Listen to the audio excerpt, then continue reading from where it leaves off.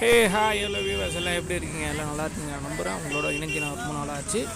இனிமேட்டு பார்த்தீங்கன்னா நான் ரெகுலராக வீடியோ போட ஸ்டார்ட் பண்ணுவேன். உங்களோட ஆதரவும் உங்களோட அரவணைப்பும் எப்பவுமே எனக்கு இருக்குது நான் நம்புகிறேன்.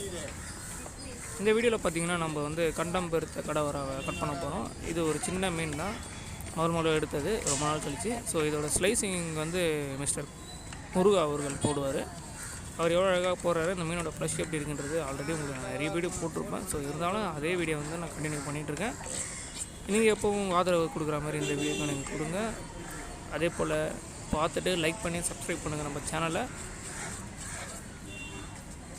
இதுக்கப்புறம் பார்த்திங்கன்னா நிறைய வீடியோ நாமளே டேரெக்டாக போய் மீன் பிடிச்சி ப்ளஸ் நாமளே எடுத்துகிட்டு நம்மளே சமைக்கிற மாதிரி நிறைய வீடியோ நாங்கள் பிளான் பண்ணியிருக்கோம். அதுக்கு உங்களோட ஆதரவு எப்போதும் எங்களுக்கு தேவைப்படுது.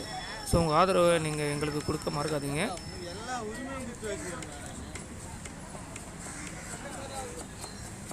இது பார்த்திங்கன்னா ஒன் ஆஃப் த பெஸ்ட்டு ஃபிஷ்ன்னு கூட சொல்லலாம். ஆக்சுவலாக வஞ்சரம் நேரமாக சொல்கிறத விட வஞ்சரத்துக்கு ஆல்டர்னேட்டு பார்த்திங்கன்னா கடல் விரால் தான். இது பார்த்திங்கன்னா வஞ்சரத்தோட ரேட்டு பார்த்திங்கன்னா கொஞ்சம் கம்மி தான்.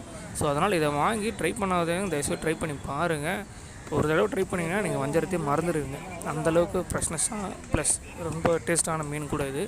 அதேமாதிரி பார்த்திங்கன்னா சென்ட்ரு போன் மட்டும்தான். வஞ்சரத்தில் எப்படி முள் இருக்கோ அதே மாதிரி தான் இந்த கண்டம் பெருத்த கடவராலுக்கு போன் இருக்குது.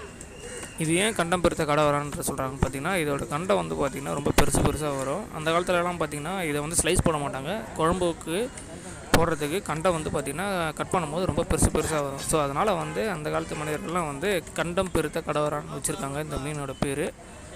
இதை இப்போ நம்ம ஷார்ட்டாக பார்த்திங்கன்னா கடல் விரால் அப்படின்னு நம்ம சொல்லிகிட்டு இருக்கோம். நிறைய கஸ்டமர் பார்த்திங்கன்னா கடல் விரால் மீன் சொன்னோம்னா ஏரியில் இருக்கிற விரால் மீன் நினச்சிக்கிறாங்க. ஸோ கடல்லையும் ஒரு விரால் மீன் இருக்குது, அது பார்த்திங்கன்னா கடல் விரால்ன்றது தான் சொல்லுவாங்க. இந்த மீனை வாங்கி டேஸ்ட் பண்ணாதவங்க தயவுசெய்து ஒரு முறையாவது எங்களோட ரெக்வஸ்ட்டும் கூட வச்சுங்க. ஸோ இந்த மீனை வாங்கி நீங்கள் டேஸ்ட் பண்ணி பாருங்கள் எப்படி இருக்குன்றத.